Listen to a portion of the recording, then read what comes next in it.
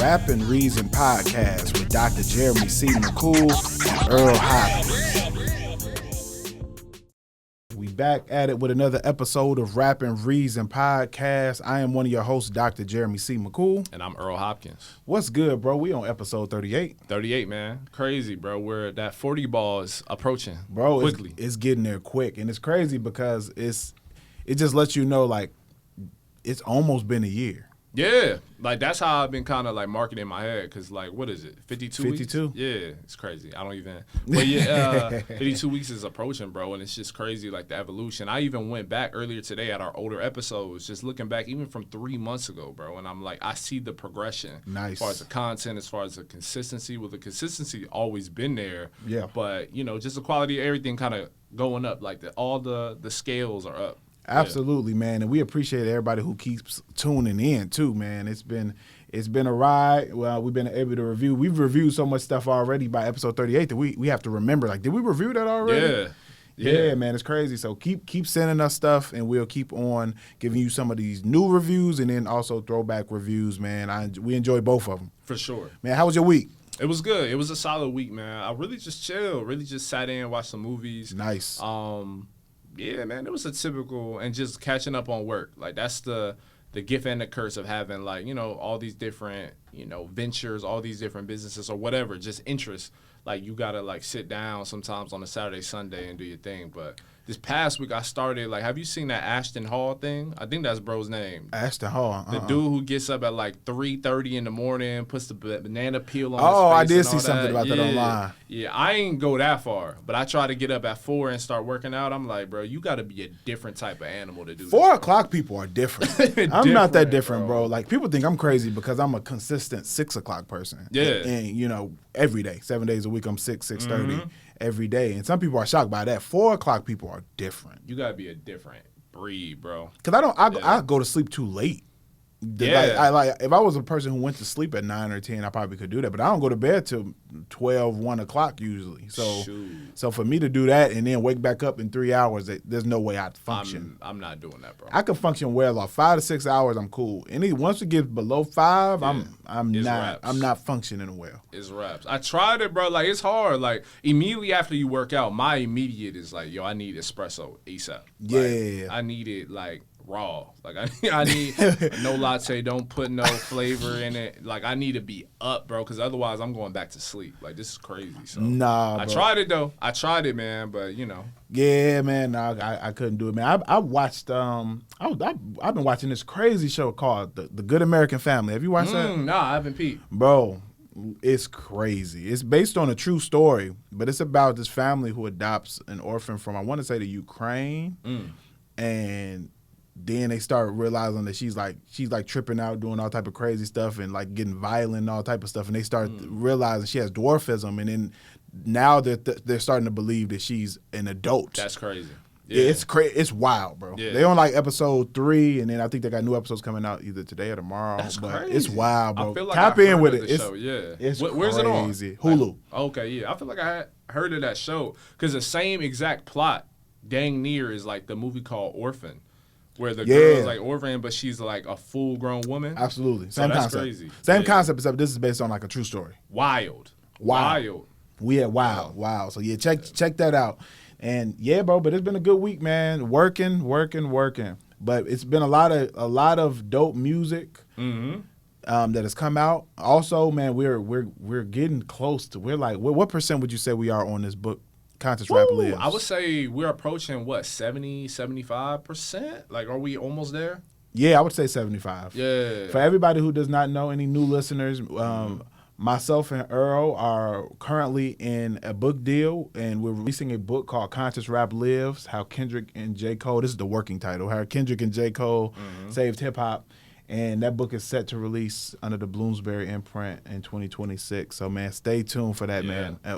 A lot of dope interviews, a lot of just a great book. I'm going to be honest. Yeah. And I've never read anything that's like what we're writing, which I think is why it's going to be so powerful. Yeah, I think, like, the number of people that contributed to is, like, going to be a standout, too, on top of, like, the way in which you're writing it. Right. Like the angles in which we come to, like, some of these conclusive, like, things, right? These moments, like everything about it is really like thorough. You can tell like the contributors, like, you know what I mean? Like help aid in that way. So shout out to anybody that we interview for the book and who's going to promote it, obviously, upon its release, man. That's like major. We really appreciate y'all. We really appreciate it, man. That's everybody from the scholars. Shout out Tim Welbeck. Shout out the company man. Yeah. Justin Hunt. Shout out Anthony Fantana. Yeah. Shout out. I mean, it's just a bunch, man. It's a bunch of people, artists, producers who all show love to the book, man. And we appreciate it. And we'll keep y'all posted on its release. Yes, sir. All right, we got a lot of topics to get through today. Yeah, man. I'm excited about a lot of these topics, too. I am too, man, because it's a wide range. And so let's start here. Mm-hmm. Dreamville Festival happened recently in North Carolina. For anybody who's not familiar, Dreamville Festival is J. Cole's, is it annual? Yeah, it's annual. Annual music festival that he does in North Carolina. I actually was watching a news clip that was talking about how much it boosts the economy in North Carolina as well, which is, of course, wonderful. And he's been able to do this for a while. He brought out a lot of different artists. What are some artists that he brought out? I know I saw Wayne. Yeah, Wayne, Erykah Badu, Tim's, Glorilla. Who wasn't there, yo? Like, it was a bunch of people. Wale, Coco Jones, like. He brought him out, bro. Ari Lennox, of course, she's a Dreamville affiliate or signed artist. So, and I think she probably, obviously neither of us were there. We wish we were there, but I think Ari Lennox probably, like, I've seen her perform at Roospig, and she's amazing. It just seemed like the whole lineup had like stars. Yeah, it definitely seemed like I've never been to Dreamville Fest either, but definitely seemed like a good performance. The only one I actually had the time to watch on YouTube was Wayne. Mm-hmm. And it was cool. I thought that Wayne, one thing I wish sometimes when Wayne performs, he performs sometimes the same set list, and it's not the songs I'd be wanting Wayne to perform. Yeah. But he did a few of the ones that I would like. Like he did John, which is probably one of my favorite beats of all time. John with Lil Wayne. With Lil Wayne and Rick Ross. If you've never heard John, please do yourself a favor and listen to it. And you might throw something. But who did that? Mike Will, like... I'm not even sure what producer made the John beat, to be honest. That's crazy. But it's crazy. That's always been one of my favorite beats. But, yeah, man, dope. And he also announced that this is the last Dreamville Fest. Yes, it is. At least by name. By name, okay. Yeah. So, like, apparently, like, at the end of J. Cole's set, he was like, yo... Like, I appreciate everybody that came out, like the goodbyes essentially. But he was like, yo, this isn't going to be the last you see of something like this. It may not be called Dreamville, but it'll be like a big music festival that's going to potentially bring, you all out. So I wonder, like, in your mind, bro, like, it's crazy that this is the last Dreamville because I feel like, I'm sure there's reasons that we're not privy to as fans, but it just seemed like he mentioned that it's a lot of work. But I'm curious, like, what is it going to look like if there is another Dreamville-esque festival at Carolina? Like, what would that even look like? Yeah, I'm not sure. Like I don't Dreamville, I would think. Like Dreamville. That's why I said I don't really get the point of a name change unless maybe he's collaborating with somebody else for it. Okay. Like a bigger entity, like a Live Nation or like a bigger company. But, yeah, I'm not sure what else that could look like. I mean, I don't know how he could do it any bigger there other than, I guess, picking a bigger location. But then I still don't get the name change. Yeah. Like... And obviously, I don't know the inner workings of, like, how music festivals go. Like, we have Made in America here, but that hasn't been put on since I want to say, like, maybe 2022, maybe? Or, like, it's been a minute. So, like, I don't know. It does seem like a lot of work, especially if you're active or as active as, like, a Cole. Obviously, we have Roots Picnic here. The Roots are busy, like, especially Questlove. He's directing movies and documentaries and stuff, but, they got, like, a method that they just work with, like something. So I don't know, man, but I've never been to a Dream. Have you ever been to Dreamville? No, never been. No, never been. I've never been to North Carolina. Oh, wow, yeah. I've just never had a reason to go. Shout out North Carolina. If y'all got a reason to y'all book me for something, I'll go. But I just have never had a reason to be there. I don't know anybody in North Carolina, really. I love Charlotte. That's really the only place I've really been in North Carolina. Raleigh and and Charlotte. But, yeah. I've been to South Carolina. South Carolina, Myrtle Beach? No, Charleston. Charleston, we did Charleston and Kiawah Island and all of that. So I've been there. History is crazy there. Yeah, it is. Crazy. So we've been to the Carolinas, but not north. Yeah. But I've only heard great things about Charlotte. So. Oh yeah, it's amazing, bro. Yeah, but but yeah, I don't know how he could do it any bigger than he's been doing because he already been bringing the biggest of rap. Now the only other way, like if he's trying to get a bigger budget to bring like the Jay-Z's and the Nas's or something like that, maybe that's possible. But I don't know. I don't know what the future of music festivals are, to be honest. Yo, it just seems like it's being monopolized. That's what it feels like to me. There's Rolling Loud in Phuket, Thailand, and they got them down in South America. Like they got them everywhere. Every corner of the earth got a Rolling Loud or something. What else is big? I don't even know, yo. Like Rolling Loud and South by Southwest. Yep. And then you got Lollapalooza and all of that and Coachella, but I don't know who owns these companies. Yeah, I don't know either. And I'm wondering if it's by the same person or group or what have you. But yeah, when it comes to music festivals, there's only really 3 or 4, and you named them. Those are the only ones I really think of. And obviously, we're in America, so we're probably a little blinded by like what else is out there. But like Coachella, Lollapalooza, Rolling Loud, like you said, and South by Southwest. And South by Southwest, I've covered it like a couple times. That's more like a cultural festival. Like music is definitely a component, but it's like movies and everything else premieres there too. So yeah, that's kind of like its own sector a little bit. But traditional ones, bro, it doesn't seem like there's much future there. Why? Why do you think like it's lessened? I think that there's an oversaturation of them, to be honest. I think there are so many that and a lot of these artists who they're bringing on some of these festivals are already touring acts anyway. So it's like, if I already saw them in my city, why do I need to go to your festival to do it? And you have the same acts who are performing at all the festivals. Yeah. So like the same artist who might be at Coachella is also at Rolling Loud, and he's also at Lollapalooza too. So I think there's also a lot of overlap too. For me personally, like I'm not the biggest festival person. I was in high school because I got free tickets to go to Lollapalooza. It was down the street then. Yeah, and it was down the street. But other than that, I've been to Roots in Philly, which is I think is the doper out of the ones. Like it's just a great vibe. But I just ain't got it in me to be standing up and. What I mean, in a mix like that long. Yeah, that part. Like, I want to sit down at the concert. I know that sounds crazy. That's what I'm saying. And, like, you can bring your blanket and everything, but, like, it's all muddy. It's all dirty. Like, you know what I mean? You sweating all day. Most of them are in the summer or, like, you know what I mean? Warmer temps. Like, I don't know, bro. I'm not that earthy, man. Either that or we getting old. It's one of the two. Because in high school, I ain't care about it. But, like, now I'm like, man, nah, I ain't trying I second guess it all. Okay, how am I getting there? Traffic going to be trash. Parking going to be buns. Like, how am I going to get there? Okay, how much am I paying to eat? Because I'm going to eat and drink there all day, pretty much, because I have to be there all day. It's not like you can just exit in and out. You know what I mean? Like a regular venue if you wanted to. Like, yeah. And I think that's how I am. I think I'd rather just wait until they perform at a regular venue. Yeah. And see the ones I want, because a lot of times these festivals have a bunch of people I don't care about too. And I think that's like also one of the things that if I'm paying for this full day and there's only 1 or 2 acts on it that I really want to see, why would I go? Yeah. Something surprised me, though. I was in Atlanta 2 years ago, and I watched, it was a music festival there. The name is escaping me. But, like, I saw El DeBarge there. I was like, bro, this is probably going to be the last person I would want to see on this type of setup. You know what I'm saying? Yeah. Yo, he blew my socks off, bro. El DeBarge is a legend, bro. That's beautiful voice and great performer, like especially given his age, bro. Yeah. So you got some people that I'm like, I'm cool. Then you have some people that'll bring you to the festival, they don't show up, or if they do, like Cameron didn't show up the last Roots festival. I'm like, dang, Cam didn't pull up. You know what I mean? But it is what it is. Yeah, but shout out Cole, man. And Cole's performance looked legendary. I actually watched the whole thing, but from what I've seen from the clips. It was dope, man. I even the scenery, like he had the visuals of him like writing in his room, and he was kind of like rapping in like a room setup. Yeah, it was fire. Like, yeah, shout out Cole. Cole is just, man, a different breed. And I even saw some of the clips of him rapping different verses over other beats, which I thought was cool too. That's fire. Yeah, Cole is just different, man. So shout out J. Cole, shout out Dreamville.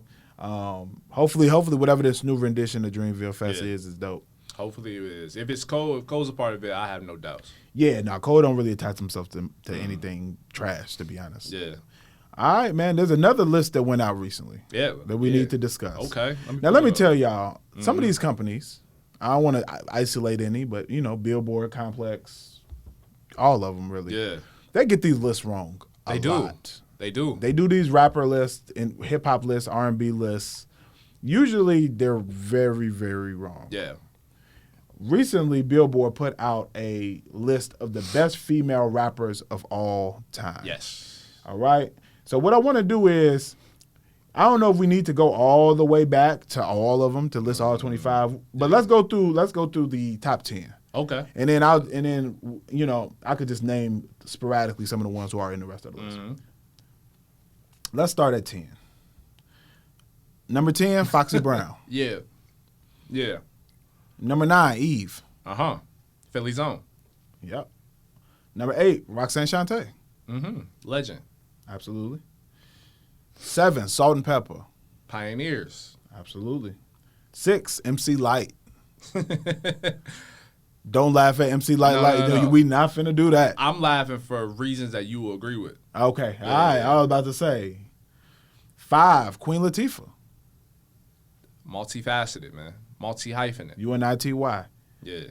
4, Lil' Kim. Okay. The original queen. 3, Lauryn Hill. Fire. 2, Misdemeanor Elliott. Yeah.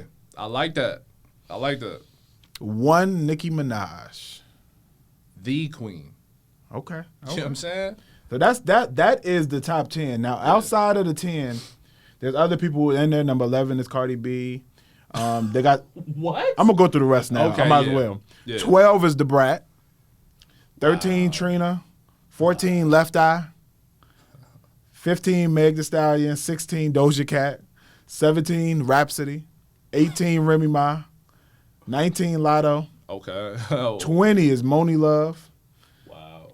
21, Glorilla. 22, Lady of Rage. 20. Come on, man. You got to chill. 23, Gangsta Boo. 24, Doechii. And 25, Tierra Whack.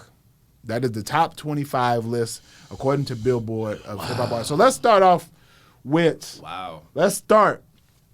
with the 5. Okay, the top let's start 5. with The top 5. That was loaded, yo. That was a lot. A lot. The top 5, Nicki Minaj, Okay. Missy Elliott, Lauryn Hill, Lil' Kim, and number 5 being Queen Latifah. What do you think about that? Okay, so I mean, listen, I think it's fair to put Nicki at 1. I'm gonna start with 1. I think it's fair, very fair. Oh, well, we get to disagree fast because I don't. You don't think so? Absolutely not. Okay. And then with Missy Elliott, I personally think this is a rightful place. She got too many hits, too much influence, bro. Now, I agree. Yeah. There wouldn't be a Tierra Whack without a Missy Elliott. I'm glad that they have that list because there's no list to me without Missy being top 3. Absolutely. Missy has to be top 3 too. She has to be, bro. Like, it's too, from the music videos to everything, bro. Like, she's phenomenal. Lauryn Hill at 3. This is the reason why I'm okay with that. Do I necessarily agree with it? Yeah, I agree with it because when it comes to like longevity, obviously, like as far as performances, she's made her like when she's there, she's a great performer. You know what I'm saying? When she's on time, okay. But she only has really one solo album. The Fugees album, if you want to count that in her discography, cool. But she really only has one actual album. Okay. It is phenomenal. Absolutely. It's probably one of the best, if not the best albums anyone has ever produced on this top 25 list. Absolutely. But we can't not include the Fugees. Yeah, so if we're including she was the Fugees, standout. yeah. Let's be clear. She was the standout in the Fugees. Not Wyclef? What? Wyclef is fire. Yeah. But she's the standout in the Fugees. On most of those songs, she's the parts that people remember. And so with that, she might have the most, like within that window, like the best discography probably on his list, like pound for pound. Little Kim at 4, I don't know, yo. That's tough, but I mean, there's only 5 spots, right? Yeah. Like, it's tough. Like, she's influential. There would be no Nicki without Kim, but I'm okay with that. And at number 5, I'm a little conflicted because I think Queen Latifah is dope for hip hop. Yeah, she's dope. Like musically, acting, all the other ventures she has. I will put Missy in front. I mean, not Missy. I'll put MC Light in front of her. That's my only issue. I would switch spots with them. Absolutely, because MC Light does her own thing too. She's and to me, MC Light it has more memorable rap moments and is. I think just a better rapper. Oh yeah, better pure rappers. And then and then even has like some of the more conscious rap. The Poor Georgia. All that. I don't know. I think across the board, I think she checks more boxes. And she might, among this list, she might have the most distinct voice. Like I think her voice is like powerful, commanding, and it's fit. It's like the perfect rapper voice, period. Yeah, I 100% agree. I think that she has the most distinct voice, and then I also think that she, if I'm not mistaken, she is the first. She has the first solo female rap album to release. Yeah. If I'm not mistaken. I think so, yeah. So, just a legend across the board. Mm-hmm. You know what I mean? So I MC Light has to be top 5. Sure. Nikki ain't. I'm gonna be real. That's Now here lies the conflict. Yeah. Why does Nicki Minaj belong in front of Lauryn Hill or Missy Elliott? She more longevity, more star power overall, and I would say their influence. When you say she longevity, can't match influence like bar for bar, like. I disagree. But she's influential. I don't think she's had more longevity than. You don't think so? Than Missy Elliott? Yes. I disagree. At the top. Yes. See, here's the thing about at the top. Yes. When was the last time Nicki Minaj was at the top? I would say her last album. She been at the top. She was at the top last album. She was at the top of that moment. She was. She wasn't ahead of Cardi. She wasn't ahead of Meg. None of that. What was her last album? What was it? The fact that you have to ask me that. What was it? Blueprints, Pink Print, whatever, man. Pink Print 2? You see, I think we just say things. People are the best because they said it enough that we believe it, and we just start saying it. Okay. That's how I feel about Nicki. She was the only female rapper who was in the mainstream for a long period of time. Yeah. And she was dominant for a long time. That's that's by default, though. It still means something. It does. Okay. Give me, what is, oh, man. Now it sounds like I'm hating. I do not want y'all on my head. I don't want the bar. That's who I do not want. It's already over with. Bro, but what? They already sought you in there. I'm going to be honest. Nicki off rapping ability, off pure rap. She can out-rap. She can out-rap a lot of people. I don't think she can out-rap Lauryn Hill. Let me be very clear. I think she can out-rap Lauryn Hill. I don't think not today, yesterday, next week, 10 years ago. I don't think there's any point where she could out-rap Lauryn Hill. Okay. I'm going to be honest. Lauryn Hill is at the top on the actual rapper list. I think talent-wise, I think she's the most talented. Nah, bro. Go back to them Fugees records, bro. She was bars. I don't know. I don't think she had many flows as Nicki, though. She don't got as many voices, of course. Yeah, when you playing characters, and doing accents and all that, for sure. Yeah. But I don't know. I don't see. Okay, how about this? Okay. How about this? Give me 2 meaningful Nicki Minaj songs. Her songs. What's that jump? Give me something even just a little conscious. Just go ahead. Oh, conscious? I mean, meaningful, deep, conscious, thought-provoking, anything. I don't know, yo. Super Bass was dope. Monster was dope. Super Bass is crazy. Super Bass being the answer is great, bro. You see what I'm saying, bro? We just be saying that because she been around the longest. No, bro. I don't know, bro. Like, has her music been the most meaningful? How can you be number 1 and you don't have meaningful music, bro? Who's your number 1? Lauryn Hill. She only got 1 album that came out almost 25 bro. years, I'm not finna not count the score, bro. No, the Fugees is on there, and that's hard. That's a collective, and that's it don't matter. She sung the hooks and had a verse on all the songs. It's dope. Lauryn Hill is dope, but bro, consistency means something. And guess what? If I didn't put her at 1, Missy's at 1. I think So for me, and if I didn't put her, I'm going Nicki probably 4 to 5 to me. She's not top 3 to me. So is she better than Kim? Better is a strong word. Do I think that she raps better? I think they're on par. I think they're around the same level, rapping wise. Yeah.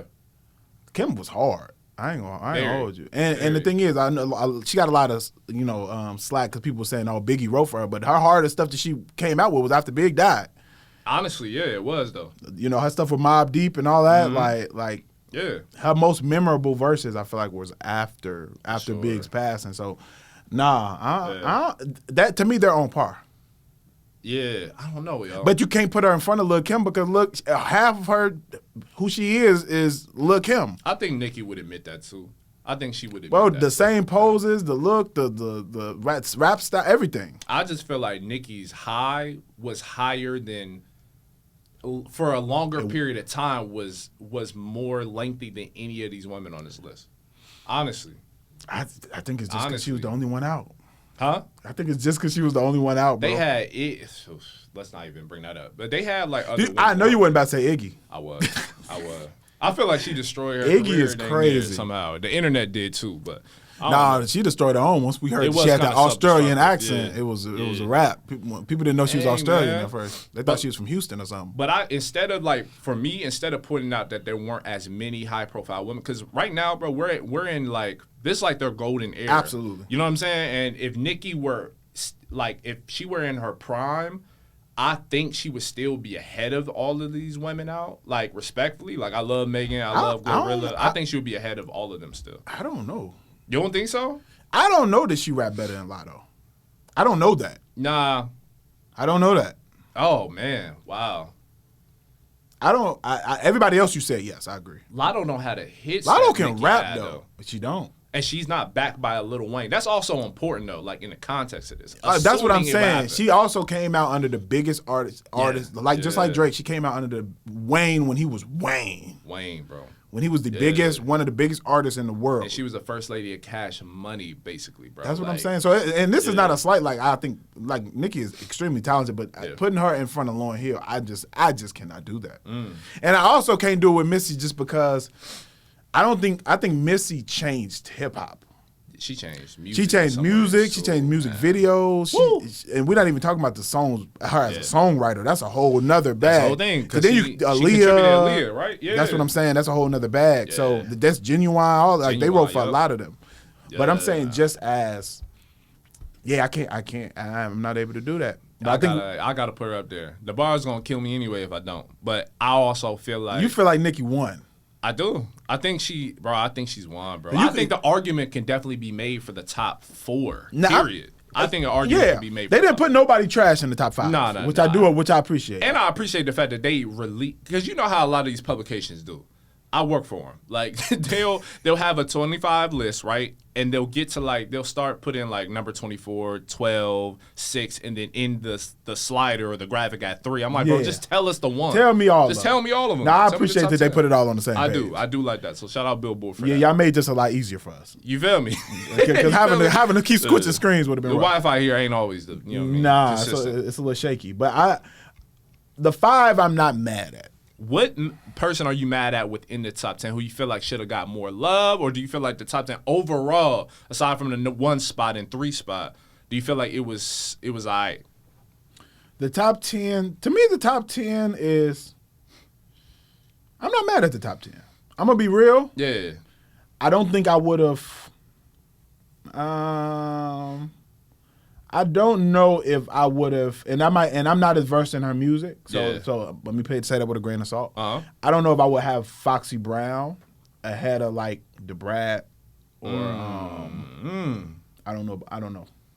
I'm also from Chicago and I am biased. Yeah. But the Brat rap better than almost everybody on this list. Oh, absolutely. And her creativity is on another level. Yeah. So I think I would probably have the Brat a little bit higher.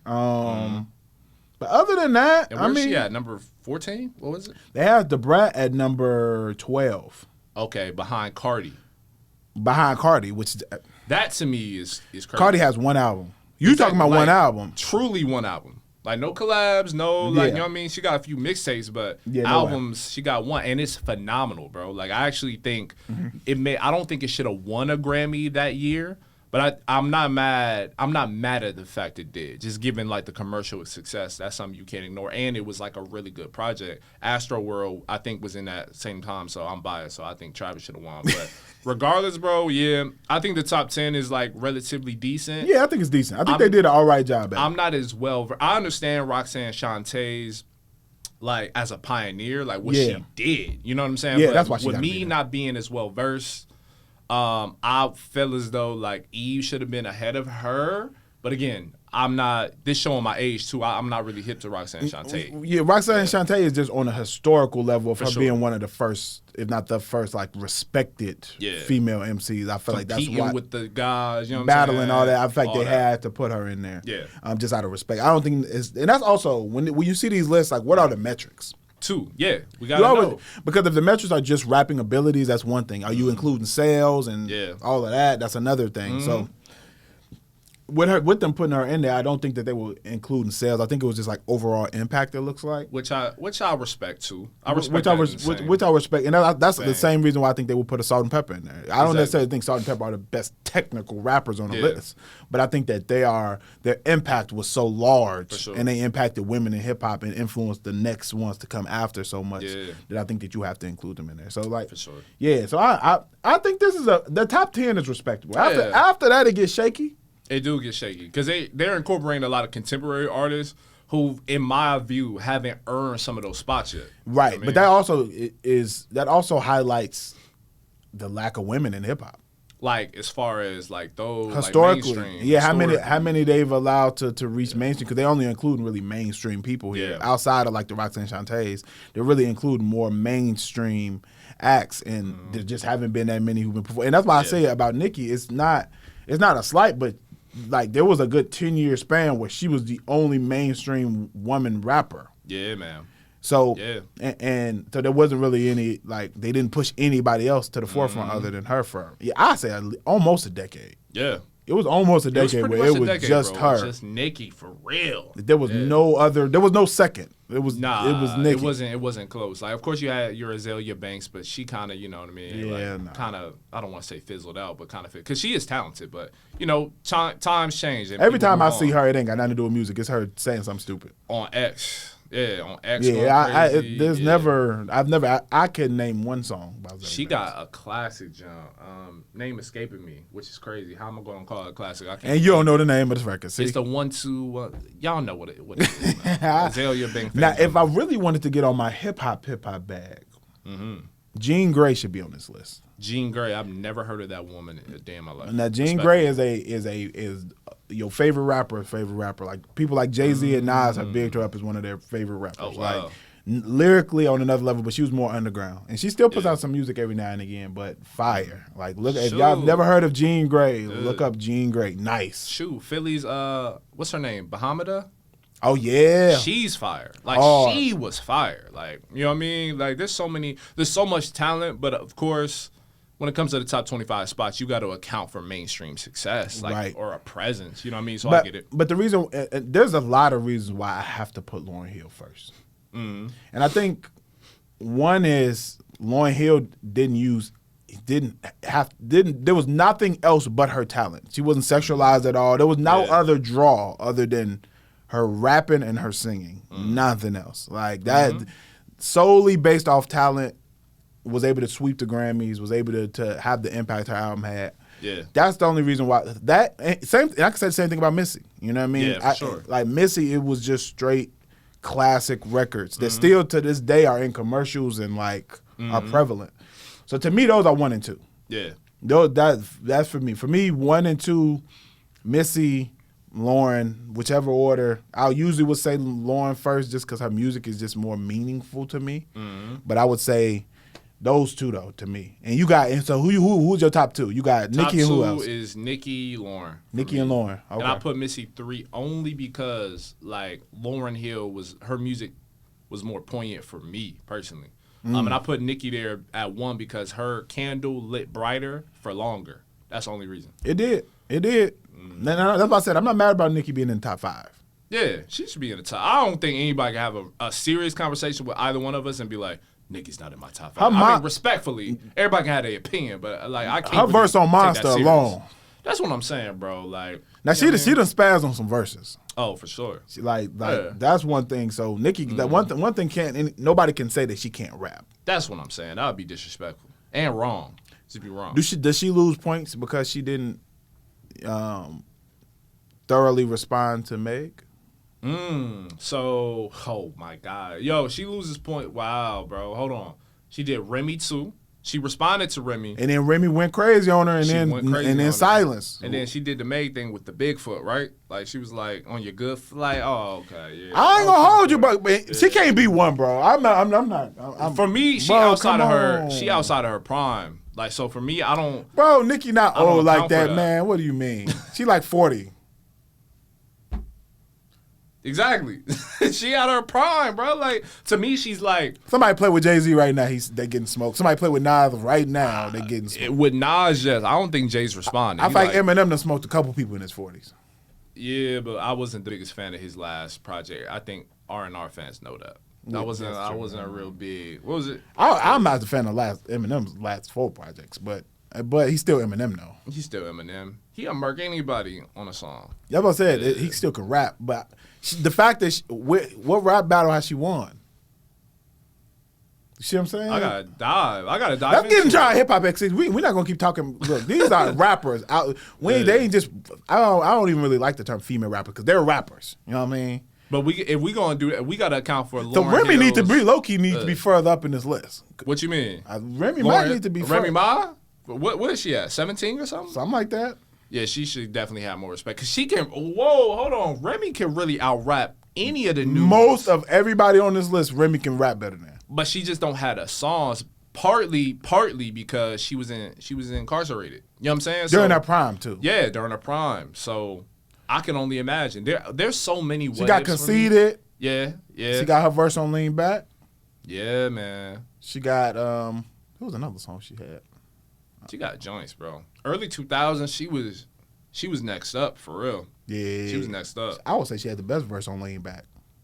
Heck yeah! I mean, you got Fat Joe like leading the charge. Yeah, he's getting out rapped. Respectfully, like that's not respectful. I love Joey Crack as like a symbol, especially for New York, the Bronx. But like, yeah, he's more of like a rapping Khaled in the fact that he can mold, like bring records together. Like, you know what I mean? He's a connector and a great storyteller too. I love his interviews, man. Shout out Joey Crack. Rapping. Yeah, rapping man, Khaled. come on. Like, rapping Khaled. Come on, man. Rapping Khaled is crazy. All right. All right, moving on, man. Hey, shout out to everybody on the list. But yeah, those are, y'all did all right on the top 10. I'm not mad at it, man. Y'all usually do way worse, so respect. Respect.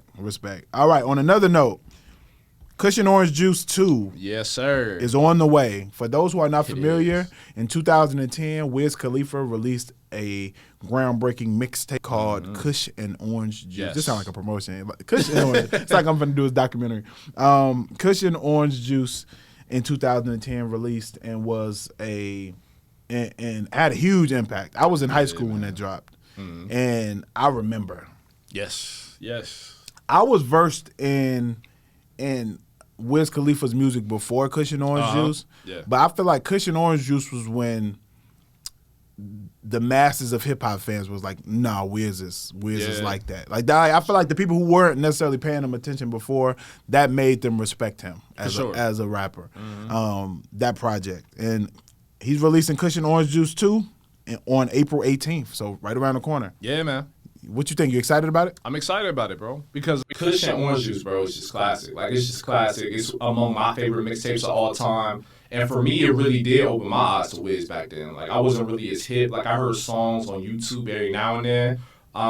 But, like, this was the one that opened my eyes. And so, yeah, the fact that there's going to be a full-fledged album with it. Because we have to remember that, like, Kush and OJ sounds like an album or sounds like it was crafted. But that was just at the start of the era where people were really like producing original music on mixtapes. Absolutely. And so now with the full-fledged project with more resources behind them, and I heard some of like the songs that are going to be on this project, especially with like Smoke DZA, some of like, you know what I mean, familiar names, faces. Bro, it's going to be magic, bro. I even saw him collab with Lil Russell. I saw him collab with a bunch of people. He outside. He outside, bro. And yeah, I'm excited for it too, man. This was to me, Kush and Orange Juice is one of the leading mixtapes of the blog era. Like it's I don't think it's number one, but it's top. It's in the top 5-10 list of the blog era mixtapes that dropped as far as impact goes. Yeah. It was definitely memorable, and I think that I'm big on this podcast talking about messaging and substance. I think Wiz Khalifa is the exception to the rule of artists like that for me. Like, for somehow, some way, Wiz Khalifa has managed to only talk about marijuana and women for all of these years, and he continues to find different ways to do it. I don't know how. I'm going to be honest. Yeah. Other than See You Again, Yeah, pretty On the much. Fast and Furious soundtrack, all his music is pretty much about the same thing. But he does it well, and I would say his style is unique, and his delivery is unique. Exactly. And I think that's what made him stand out so much. Mm-hmm. I always used to say that he like overly enunciates words and has like great diction, almost like a Ludacris, where they like you can hear every word that they say clearly. I don't know if it's just him being from Pittsburgh or whatever it is. Maybe it's the weed. I don't know.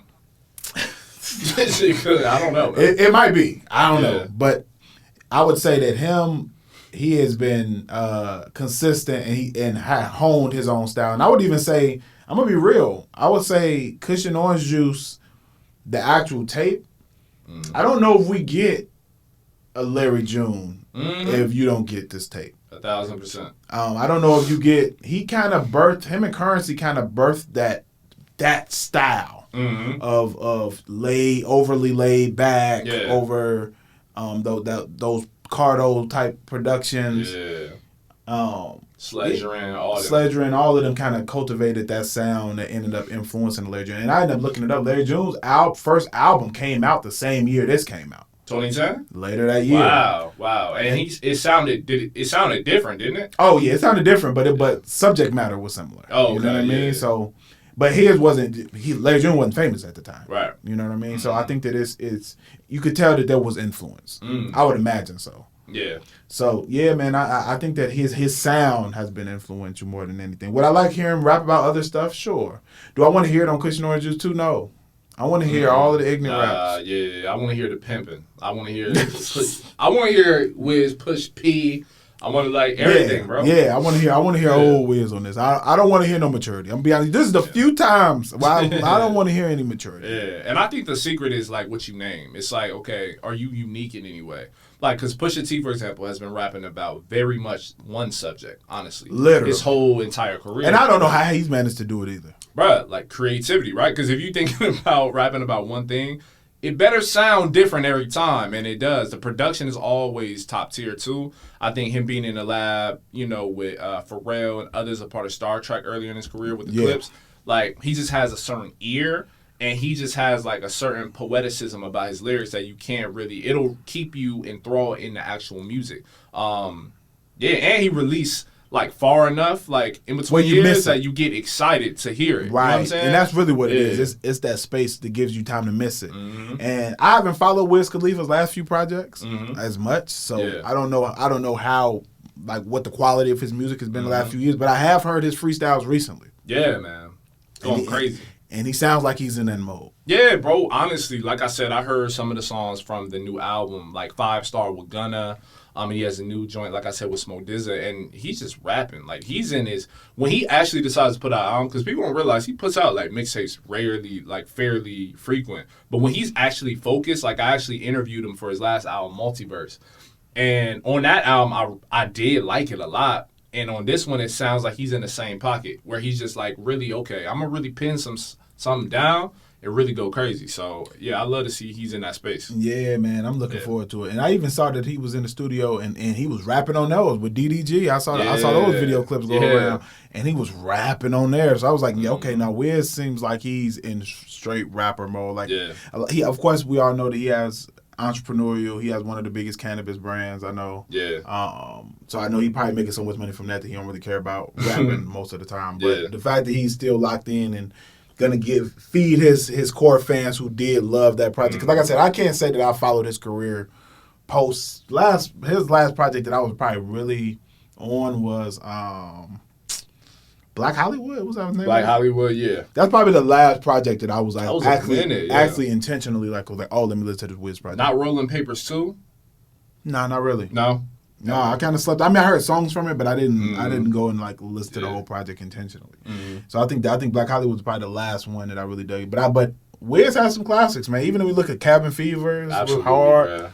Taylor Alderdice, like, yeah, man. Yeah, I'm looking forward to it, man. So on the first Kush and Orange Juice, what were some of your favorite tracks on that? Man, let's talk about it. So, Mesmerize is like, because for me, like, of course, Wake and Bacon, like, that's a good intro. I love intros that, like, seep you into the vibe of the album. And so that's what it did for me. And so the first real track is Mesmerize, and I was mesmerized from this whole project going forward. Like, I love that song. I think the highlight for me, though, is Glass House with Big Crit and Currency, bro. I think this is the best song on the project, bro. It's just like from the beat to them, because I obviously Currency and Wiz were accustomed to Big Crit being on there, bro, and putting that southern drawl on top of this Spaz beat. on it too, bro. Spaz, crazy. Like they were for me, Wiz, Crit, Currency. This was a trio at the time. I really wasn't I didn't expect really at the time, but even now, 15 years later, bro, because this turned 15. Next week? This is classic song, man. Yeah, absolutely, bro. Same here, bro. My favorite song on here is definitely Mesmerize. Mesmerize is just a hip-hop song I've always loved. Yeah. Definitely just a classic record. And I would also say Up, Lights, Never Been, hard. And then I would say Glass House is also another song on there I really like. Classic, man. And the crazy thing is, this album has ones that I don't like, but the ones I liked so much that it made me respect and revere the project more. Which ones aren't you feeling? There's a number of them on here for me, actually. Surprisingly. In the Cut, I was cool on. Still Blazing, I was cool on. Good Dank, You know what I mean? Those aren't. Yeah, those ones I'm not crazy about. I almost had to push to like some of those, almost, and. I think this is going to sound kind of crazy, but this is where my mind was when I revisited this. I started to ask myself, is this mixtape a little overrated? In the sense that, how it starts is not necessarily how, it finishes, especially towards, the middle, right? Because my favorite elements of this album, Glass House is a little bit of an exception in what I'm about to say. I love how this starts. The playalistic stuff, I love that so much. Mesmerized, it put me there. Yeah. Kid Frankie, it put me there. Yep. I almost wanted to hear different variations of that same sound throughout it. I agree. You get it in parts. It's pretty sparse though, because he's kind of jumping in and out of things, and I think that's why the skits were there. Yeah. To kind of bring you back in. But I almost wish I didn't have to kind of be spaced out a little bit on certain songs, the one you named that kind of has a reggae type of vibe to it. Yeah. I almost wish I didn't have to do that. And I think what was the one that had that pop element to it? In the Cut. In the Cut, I was just why is this on here? You know what I mean? And I think it speaks to how Wiz has matured in his music, because Kush and Orange Juice to me is still a classic, but I think it's not quite as up there with maybe other mixtapes of this era. Of this not time. At all. You know what I mean? Not at all. I think what it was it was a moment where there were songs that stood out to people, and I think that they were songs that weren't rolled out as singles. People just gravitated. Mesmerize wasn't a single, a big pop song that you heard on the radio. I feel like people just organically gravitated to it and were playing it all the time, and I think that's why. Certain songs on here stood out because they weren't necessarily nobody pushed the button on Kush and Orange Juice. It just certain songs people just love. But I agree. There's the half of this I don't care for. So it definitely isn't on par with J. Cole's albums during mixtapes during those times. Friday Night Lights. Absolutely not. Or even Wale's More About Nothing. Nah. But a lot of that to me also is some of it is musically, but a lot of it is messaging. There's nothing deep here like it is in More About Nothing by Wale, or when you look at J. Cole's project, when you look at any of those projects that came out during that time from some of those other artists. Even Big Crit stuff, there'll be some songs that are about my car, but then there's other deep songs about his life and what he's going through. And it was more balanced. Those projects are just more balanced. Oh yeah, they were definitely way more versed. This was just a ride around song, ride around mixtape, where you just it was more of a vibe than it was. And there's a value there for sure, because I go back to this every now and then, just because the sound that in the pocket that Wiz was in, bro, I just like it. But I hear you though. It doesn't really have it doesn't stick to the bones as much as some of the other mixtapes of that era. But I do. Yeah, I mean, because when you think about it, if we had to make a list of the top 10, which we probably should do one of these days. Yeah, we should top do 10 top mixtapes 10 mixtapes of the blog era. But shoot, 3 of them gonna be Wayne. Yeah, they gotta be. So Wayne, when you look at Wayne, even Wayne, I think has more of a variety when he raps than I would say Wiz does. I criticize Wayne a little bit as far as sometimes lacking substance. But at the same time, Wayne would take you on a trip during just a freestyle of him rapping. For sure. He'll be rapping about whatever, but then he'll flip and tell a story about something else. You know, there's just more range, I would say, than Wiz has. So, yeah, I definitely don't think this is this definitely isn't. I would say it probably if it was in the top 10 of mixtapes in that era, it's like number 9 or 10. That's what I'm saying. It's bottom 10 for me. Yeah. If we breaking it down, especially during this era. And I think in my top 5 may even surprise you, like, to be honest. Like, we can talk about it another time, but yeah, it's not cracking my top 5.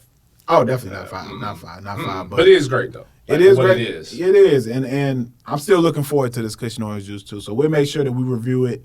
We talk about it more. But, yeah, man, shout out Wiz. Shout out Wiz, man. Yes, sir. All right. We still have some other topics to get through, man. We got one more project that we want to review. Yeah. And that project is by Kevin Gates. Sir Gates, man. He has a project called I'm Him Too. Yeah. Now, I actually listened to I'm Him, the original one. Did you listen to that project? This is honestly my first Kevin Gates project I listened to from top to bottom. Really? First one. Yeah. And I will say this, man. I'm Him is a hard. Is it? And I'm going to just go off the record. It's better than this one. And Kevin Gates, man, is one of those people who, unfortunately, I feel like his antics, they blindside people and steer people away from his music. Yeah, you know the stuff he did. You know he's ended up becoming more of a meme because he does crazy stuff on stage and all that type of stuff. And I think that it's unfortunate because interviews and he has all these little stuff that ends up going viral. Yeah. But Kevin Gates is a great rapper. Yeah, he can rap, bro. He can really rap. And he usually has a lot to say. Yeah, you know, which is also different. And I think that a lot of times he doesn't get credit for that just because people are worried about who he dating or him getting in trouble for something, whatever the case may be. Everything but the music.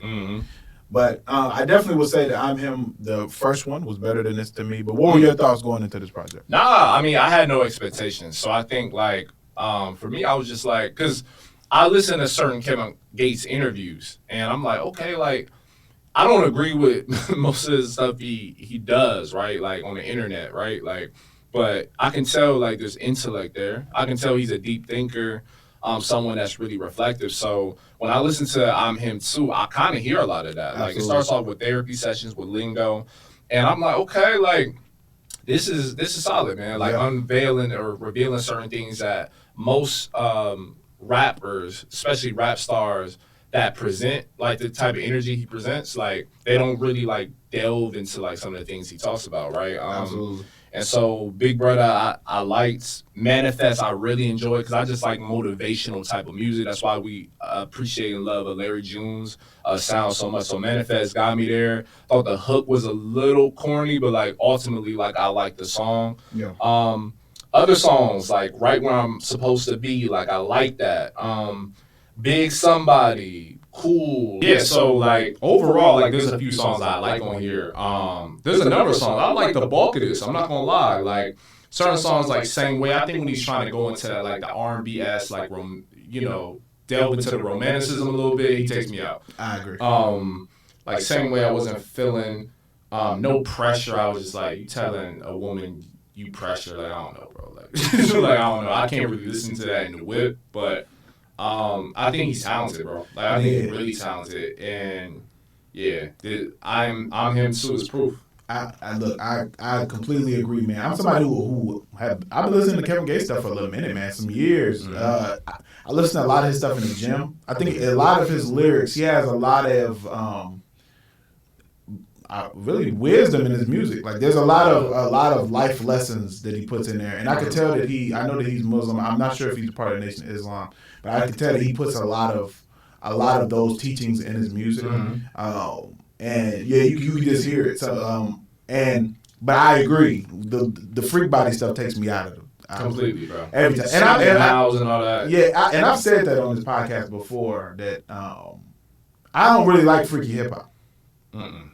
Like that's R&B's lane. Like when I hear hip hop songs that is talking like super vulgar, graphic about stuff, I'd be like, I'm cool. When they have like even on that's my only critique. Yeah, on Biggie's album, his first album, Ready to Die. I'm like, why is R. Kelly? Whatever. But do you remember that record? R. Kelly on that one of the records, bro, and the girl was like moaning or something. Whatever. I also hate moans on hip hop records. Most records, shit cease. Like I think it's so cringy, bro. I probably skipped that record. That's probably why I don't remember. I probably just go ahead and just skip through that. But yeah, I don't really like. So when Kevin Gates goes into that bag, I don't like it. But same as you, like I really like the intro. Therapy Sessions is dope. Manifest is dope. Right Where I'm Supposed to Be. I like Be Somebody. I thought was hard. Yeah. Kiss the Ring. I liked. You know what I mean? Yeah. So yeah, there's definitely some heat on here. Like I said, I'm him. The first one, if I was to recommend somebody to listen to Kevin Gates stuff, I would say listen to the first I'm Him. Okay. The first one has some of the songs of Kevin Gates that I like the most. Facts is one of them. There's a few of them on there that I really, really like. But even Kevin Gates, his last project that I really, really liked was, let's see, let me find the name of it. He has a handful of dope projects. The Ceremony was the last one that came out last year. Last year. That I really recommended. Ceremony hard, and I like the Ceremony better than this. So if you like those ones that we mentioned, the ones you mentioned on here, listen to the Ceremony. I guarantee you'll love them because it's way more of that. It's more of the conscious. Being a stand-up man type of messaging. And I love that version of hip-hop, man. Yeah, especially with mature artists like. I'm sure Kevin Gates probably mid-30s, so like to be in that type of bag and evolve in that type of way is dope. I love seeing that of our artists, man. Yeah, man. It's your music shouldn't sound the same from when you were 17, 16. Right. Even though we just said Wiz, we want his stuff to be the same 15 years later. But in general, your music should, and even his, I'm sure it's going to sound more mature because he's lived more. He's been through more things. I'm sure that the content is going to be a little different. Yeah. And it should. You at 16, 17, you shouldn't sound the same if you're rapping at 35. Right. And I think like a Wiz, for example, has shown flashes, and I think it'll show more. Like, you know what I mean? His last album like has some like type of messaging like that. Ah, okay, good. See, man, I was shocked when I first heard "See You Again" by Wiz.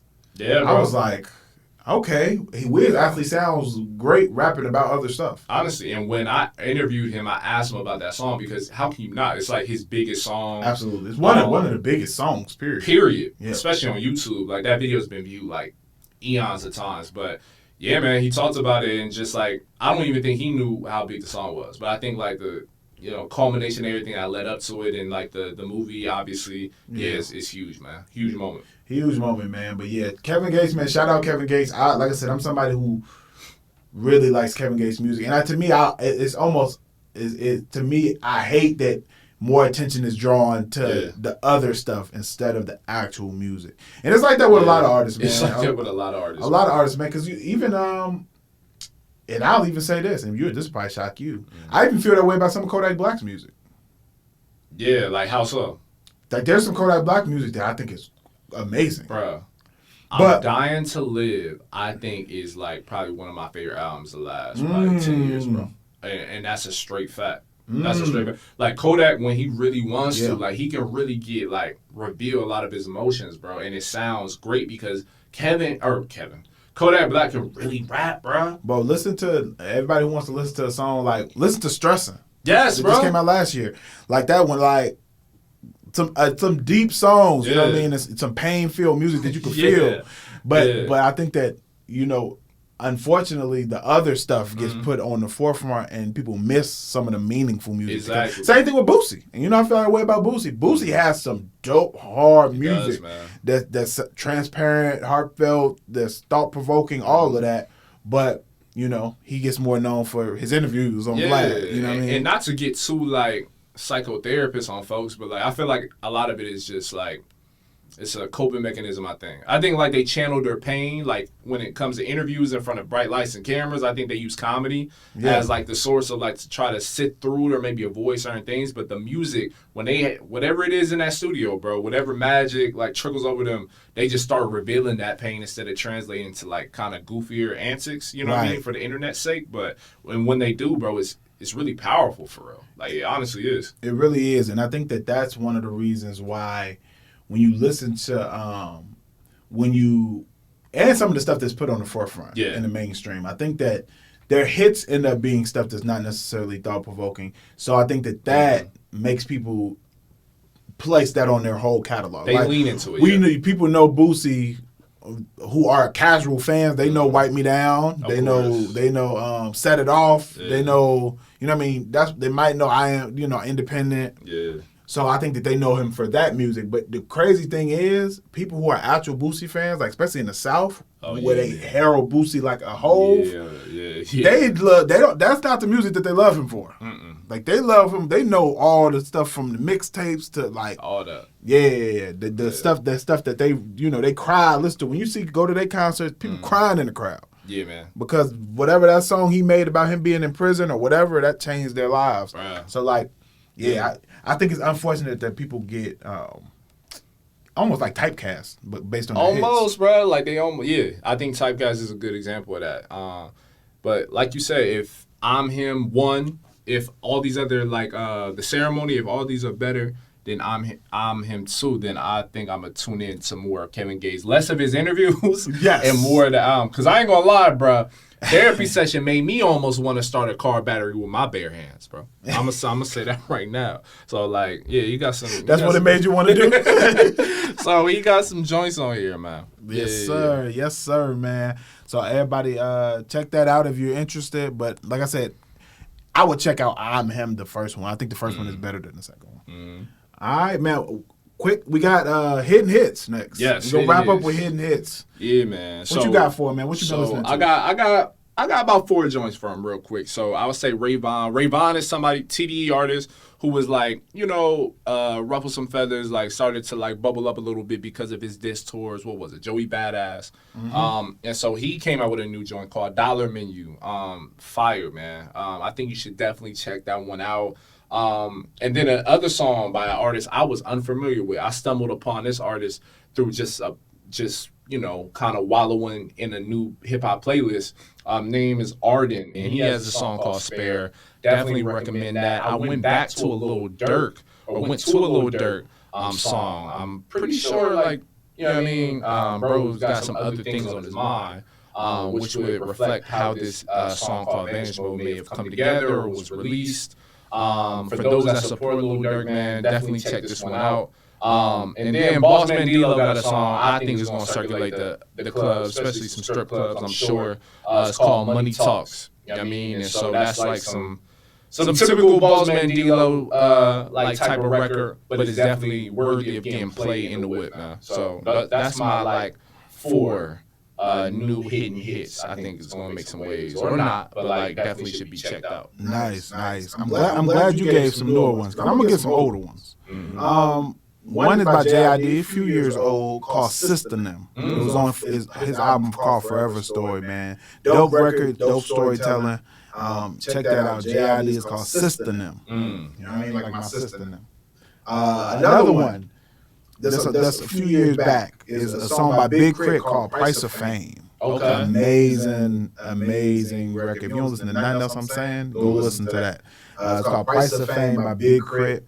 Amazing song. Another one that I want to give is, and this is a throwback, and this is since we mentioned Boosie, I want to give one that I think would make you look at him different as an artist. Listen to a record by Boosie called Going Through Some Things. Okay.